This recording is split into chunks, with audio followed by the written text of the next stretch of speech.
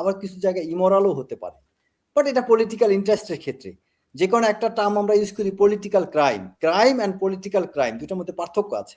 Political crime যেটা political ইন্টারেস্টে করা হয়ে থাকে, আর পলিটিক্যাল ইন্টারেস্ট যাক এটা আমার অনেক বড় একটা ব্যাখ্যার বিষয়। যাই হোক, এখানে জামাত এরকম কিছু করবে এটা স্বাভাবিক, বা এনসিপি এরকম একটা কিছু করবে এটা খুবই স্বাভাবিক।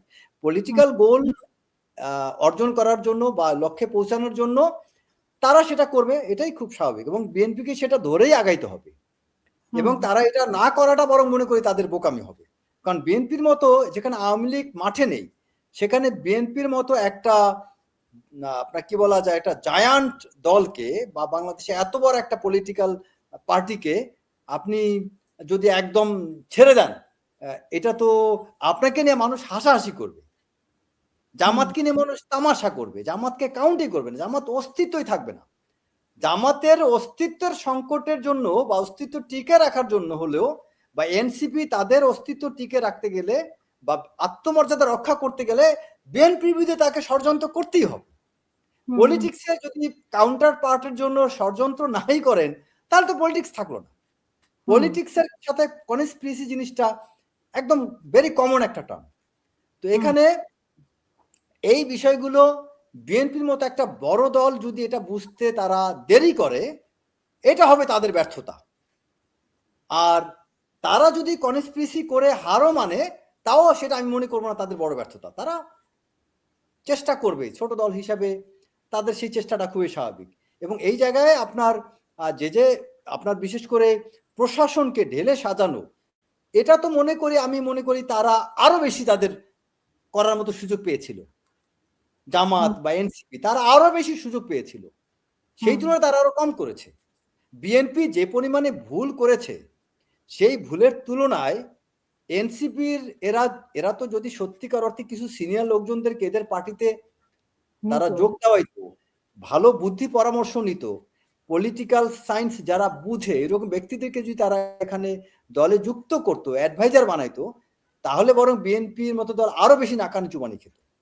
তারা যথেষ্ট সময় পেয়েছিল, কিন্তু তাদের কিছু ছেলে মানুষের কারণে তারা অনেকগুলো জায়গায় ভুল করছে। যেমন ধরেন সেনাবাহিনীর মতো বা সশস্ত্র বাহিনীর মতো একটা মেজর স্টেক হোল্ডারকে তারা খেপায় তুলছে। তারা একবারও খেয়াল করেনি যে আমরা খেপাচ্ছি, বিএনপি কেন তাদের সাথে সুসম্পর্ক রাখতেছে। এটা থেকে তাদের বোঝা উচিত ছিল বিএনপি সুসম্পর্ক রাখছে মানে they are the major stakeholder ইনফ্লুয়েন্সটা, তাদের প্রভাব, তাদের ইম্প্যাক্ট অনেক বেশি। সো আমাদের উচিত তাদের সাথে সুসম্পর্ক রাখা, যেটা আপনার ওই যে নাসিরুদ্দিন পাটোয়ারির মতো নেতারা পরবর্তীতে বুঝতে পেরেছেন, বুঝে তারা তাদের ভাষা সংযত করেছেন, যেটা অনেক আগেই হাসনাতের মতো নেতা বুঝেছে। যে কারণে হাসনাত অনেক জায়গায় দেখবেন হঠাৎ করে কিন্তু হাসনাত থেমে গিয়েছে, তার ভাষা অনেক চেঞ্জ করেছে। নাসিরুদ্দিন পাটোয়ারি অনেক দেরি করেছে। এইগুলোর দ্বারা এরা নিজেদের দলকে ক্ষতিগ্রস্ত করেছে, যে কারণে এরা নির্দিষ্ট কয়েকজন ব্যক্তি ভাইরাল হয়েছে, তারা ওই কয়েকজনই নেতা। নাসিরুদ্দিন পাটোয়ারি, আপনার ওই যে হাসনাত, তারপরে আপনার সার্জিস এইরকম, তারপরে আপনার নাহিদ, এই কয়েকজন বাদে 5-7 জন 8 জনের বেশি আর নাম খুঁজে পাবেন। কেন পাবেন না? কারণ এরা নিজেরাই নিজেদেরকে ভাইরাল করছে বিভিন্ন বক্তব্যের মাধ্যমে। এরা আসলে দলকে শক্তিশালী করতে পারে নাই। দলকে শক্তিশালী করতে গেলে তাদের পিওর পলিটিক্সটা বোঝা উচিত ছিল, লং টার্ম বেনিফিটটা তাদের বোঝা উচিত ছিল, তারা মেজর স্টেক হোল্ডারকে ম্যানেজ করতে হয় কিভাবে এটা বোঝা উচিত ছিল। তারা অনেক বিজ্ঞ ব্যক্তিদেরকে, উইজডম সম্পন্ন মানুষদেরকে তারা তাদের দলে আনতো, দলে এনে তাদের বুদ্ধি অনুযায়ী চলতো।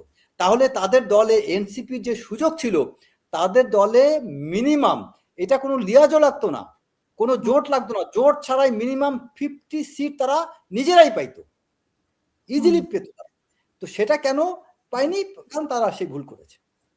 তো এখনো তো আমরা দেখতে পাচ্ছি যে বিএনপি কে খুব খেপানোর জন্য আসলে বিএনপি নেতারা যাতে উত্তর দেয়, আবার বিএনপি নেতারা উত্তরও দিচ্ছে। এই যে এনসিপি যা বলছে, জামাত যা বলছে, বিশেষ করে এনসিপির কথার উত্তরও দেয়, কিন্তু এত সিনিয়র নেতাদের আসলে এত মানে এনসিপির কথার উত্তর দেওয়া কি দরকার? এবং আপনি খেয়াল করে দেখবেন উত্তর দিচ্ছে কারা, এই ব্যক্তিদেরকে একটু খেয়াল করেন, আপনি তখন মিলাতে পারবেন। উত্তরগুলো বিএনপিতে আপনার অনেক জিনিস আছে যে ইগনোর করতে তাদের জানা উচিত। ওরা এনসিপি বা ছোট ছোট দলের বা ইয়াং নেতা যারা, তারা অনেক কিছু উত্তর দিবেন, তাদের জন্য এটা ঠিক আছে। কিন্তু অনেক সিনিয়র নেতাদেরকে যে কোনটা ইগনোর করতে হবে, কোন জায়গায় আমাকে থামতে হবে, কোন জায়গায় আমাকে বলতে হবে, কোন জায়গাটা আমাকে আসলে উত্তর দেওয়া উচিত সে জায়গায় উত্তর দিচ্ছে না, আবার যে জায়গায় উত্তর দেওয়া উচিত না সেখানে উত্তর দিচ্ছে। সেখানে উত্তর দিচ্ছে। এই বিষয়গুলো কেন হচ্ছে? বাংলাদেশে আসলে আমি ইম্প্যাক্টফুল কিছু করার দিকে বা ফলপ্রসূ কিছু করার দিকে আমি মনোযোগী না। আমি মনোযোগী হচ্ছে কোন জায়গায় ভাইরাল হতে হবে, আলোচনায় থাকতে হবে, ডিসকাশনে আমার নাম একটা রাখতে হবে। দাদা নাতির একটা মানে মনে হয় যে ইয়ে চলছে আরকি। এখানে খেলা চলছে রাইট, এনসিপি আর বিএনপির রাইট। মধ্যে। তো বিএনপির সিনিয়র নেতারা এটা উত্তর দেওয়াতে ওরা আরো সুযোগ পায়। আমার মনে হয় আরকি যে আরো একটু খোঁচায় দিয়ে একটু কথা বলতে। এক্সাক্টলি, এক্সাক্টলি, হ্যাঁ। এক্সাক্টলি। তো আরেকটি জিনিস হচ্ছে যে তরুণরা জিতে আসবে এই কথাটার মানে আমি আসলে